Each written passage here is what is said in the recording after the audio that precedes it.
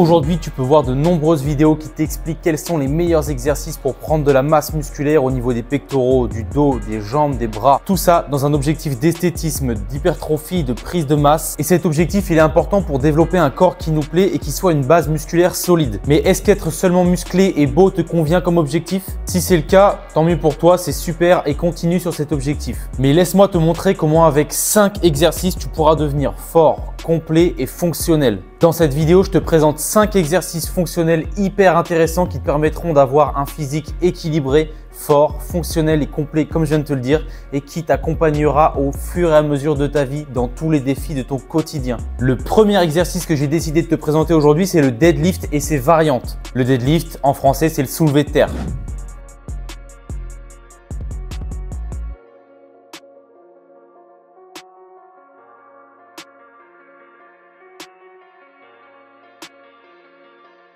Pourquoi le deadlift est l'un des mouvements les plus fonctionnels qui existent? Eh bien parce que tu peux très facilement le retranscrire dans la vie de tous les jours. Exemple, tu viens chercher tes sacs de course au sol et te redresser pour ensuite marcher. C'est aussi un exercice qui va te permettre de sécuriser ton dos, de travailler ton gainage, de travailler ta force de position et qui te donnera énormément de force. Peu importe la variante que tu vas faire, avec des poids kettlebell, avec des dumbbells, avec une barre, avec des sandbags, peu importe. Toutes ces variantes, tu peux t'en servir en fonction de ce que tu veux retranscrire dans ton quotidien. Voici comment le réaliser. Ici, je te montre le deadlift le plus classique qui existe avec une barre. Donc, tu vas écarter les pieds, largeur de hanche, légèrement plus si tu le veux. On va avoir la barre qui sera au-dessus du milieu de ton pied pour être bien placé. Ensuite, tu vas serrer au maximum le haut de ton dos et là, tu vas pouvoir commencer à pousser les fesses vers l'arrière. Et dès que tu sens que ça tire trop à l'arrière, tu plies légèrement les genoux jusqu'à avoir les bras tendus qui attrapent la barre. Une fois qu'on est ici, on regarde loin devant soi. Toujours penser à serrer le haut du dos au maximum. Et le but, c'est d'aller doucement, de frôler ses jambes avec la barre et de se redresser jusqu'aux hanches. Surtout, ce qu'il ne faut pas faire à la fin du mouvement, c'est ça. Ton mouvement ici et à la fin, de te pencher vers l'arrière. Le deuxième exercice, c'est le farmer carry et je le mets après le deadlift parce que dans la vie de tous les jours, lorsque l'on va faire du farmer carry, il est très souvent précédé d'un deadlift. Exemple avec celui que je t'ai donné juste avant, on va ramasser les sacs de course au sol puis se relever et ensuite on va marcher pour les mettre dans la voiture. Donc le farmer carry correspond au moment où on marche avec les sacs de course de chaque côté, donc on marche avec des poids. Comme tu as sûrement pu le remarquer dans ta vie, presque tous les jours, tu as des moments où tu vas marcher avec des charges dans les mains. Et bien le farmer carry va retranscrire ce mouvement. Avec cet exercice, on va aussi travailler sa posture, travailler sa poigne, travailler la manière dont on va marcher, travailler son gainage. Voici comment tu peux réaliser cet exercice. Alors c'est très simple, au départ tu réalises un deadlift comme je te l'ai montré précédemment et ensuite tu as juste les bras pendant sur les côtés de ton corps et tu vas marcher en étant le plus droit possible, regarde loin devant, évite de faire des grands pas et tu marches comme ceci avec les poids sur les côtés. Ensuite tu peux apporter des variantes, par exemple en venant mettre le poids en ce qu'on appelle front rack, donc sur ton épaule, ça va amener un déséquilibre et donc tu vas travailler d'une manière différente. Avant de passer au troisième exercice, je te fais un petit point rapide pour te dire que si tu souhaites devenir complet, fonctionnel et pouvoir retranscrire ton entraînement dans ta vie de tous les jours pour pouvoir avoir la meilleure vie possible, je te propose un service de suivi personnalisé d'une durée de 90 jours avec la méthode que j'ai créée, la méthode Functional Body Complete Life. Si tu es intéressé par cet objectif et par cette méthode, le lien est dans la description. Voilà, on en revient au troisième exercice de cette vidéo et cet exercice, ce sont les tractions et toutes ces variantes. Et t'inquiète, je te vois déjà venir, oui, mais moi je sais pas faire de traction, il y a des variantes pour tout, t'inquiète pas.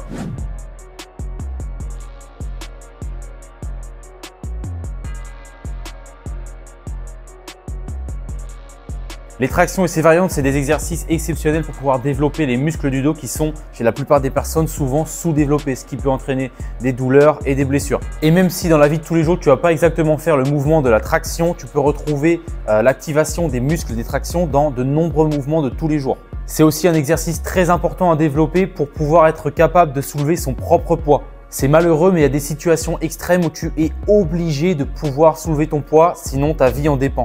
Imaginons que tu habites dans un appartement, qu'il y a un incendie dans ton immeuble et que pour survivre, tu sois obligé de te suspendre à ton balcon. Et bien là, être capable de soulever son poids de corps, ça va te permettre de résister à ton poids et donc de pouvoir te suspendre à ce balcon et de résister à l'incendie. Autre exemple, imaginons que tu te fasses courser par un chien et que pour lui échapper, tu sois obligé de passer par-dessus un mur. Et bien là, la traction va te servir à passer par-dessus le mur, donc à soulever ton propre poids. Donc c'est vraiment très utile.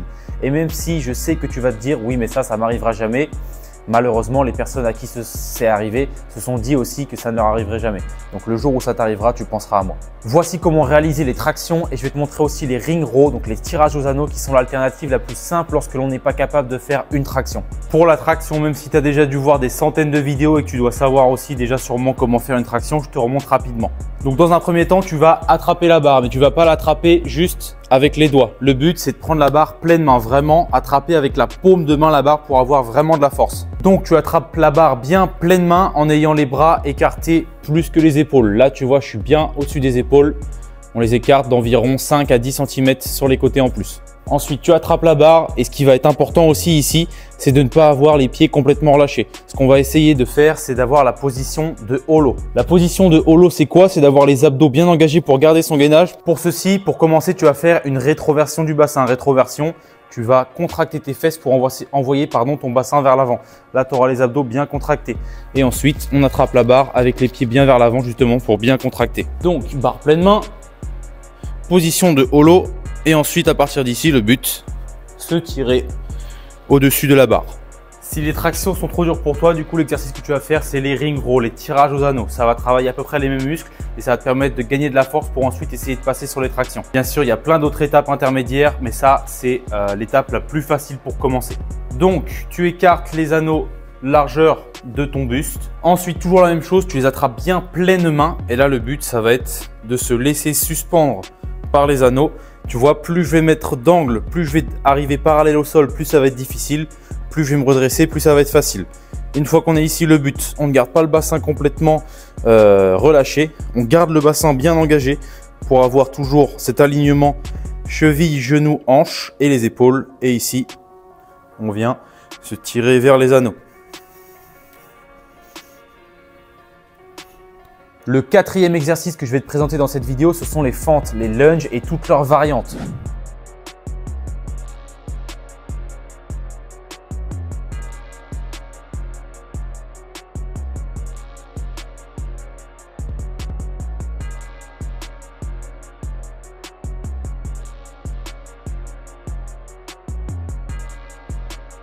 C'est encore un exercice qui va te servir très régulièrement dans ta vie de tous les jours, mais où on ne s'en rend pas forcément compte. Les fentes vont te servir à être plus fort, à être meilleur et à t'adapter à tous les mouvements où tu vas avoir les pieds qui sont écartés dans la longueur. Exemple, tu vas venir chercher quelque chose qui est au sol ou alors tu vas monter les marches. Autre point hyper intéressant avec les fentes, c'est qu'on va travailler de manière unilatérale et ça, c'est super important pour pouvoir réduire les déséquilibres. Comme tu le sais sûrement, notre corps il n'est pas 100% symétrique, c'est-à-dire que tu vas potentiellement être plus fort du côté droit que du côté gauche, sauf que ça peut entraîner des déséquilibres et donc des blessures. On va aussi avoir un gros engagement de la chaîne postérieure et notamment des fessiers qui sont un muscle très souvent sous-développé chez la plupart des personnes et des fessiers sous-développés dans beaucoup de cas sont la cause de douleurs de dos. Pourquoi? Parce que chez ces personnes, les fessiers sont très souvent amnésiques, c'est-à-dire qu'ils ne font pas leur travail. Donc le dos va compenser cette non-action des fessiers en faisant un travail supplémentaire et c'est là où les douleurs interviennent. La manière la plus simple de faire les fentes, c'est celle-ci. Pour faire des fentes, c'est très simple. À la base, tu vas commencer par écarter tes pieds largeur de hanche. Pourquoi? Parce que souvent, j'en vois beaucoup qui font les fentes en ayant les pieds assez serrés. Et lorsque tu vas avancer, tu vas être moins équilibré. Donc, on écarte largeur de hanche pour être plus équilibré.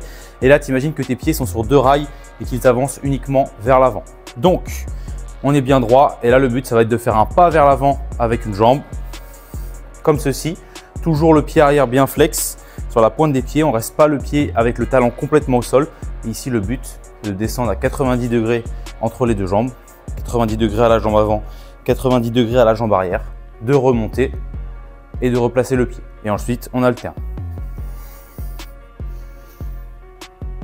Pour le cinquième et dernier exercice que je vais te présenter dans cette vidéo, tu vas sûrement pas m'aimer parce que c'est pas forcément un exercice que beaucoup de personnes aiment, mais c'est la course à pied. Pour moi, la course à pied, c'est un exercice qui devrait être essentiel à la bonne santé de tous les humains de cette terre. Comment tu souhaites dire que tu veux être fonctionnel et complet si tu ne cours pas? Tous les autres exercices que je t'ai présentés dans cette vidéo avaient un but plutôt d'engagement musculaire. Ici, avec la course à pied, je vais te parler plutôt du développement du cardio. Tu ne peux pas être en bonne santé générale si tu n'as pas une bonne santé cardiovasculaire. Et je pense pas qu'avoir une crise cardiaque à 50 ans, ça soit un objectif de vie pour toi. Alors le moyen le plus simple qui ne te coûte rien pour développer ton cardio et pour avoir cette bonne santé cardiovasculaire, c'est d'aller courir. Il te suffit d'une paire de chaussures et c'est bon. En plus de ça, et malheureusement dans ta vie, tu vas sûrement être confronté à des menaces qui voudront porter atteinte à ton intégrité physique.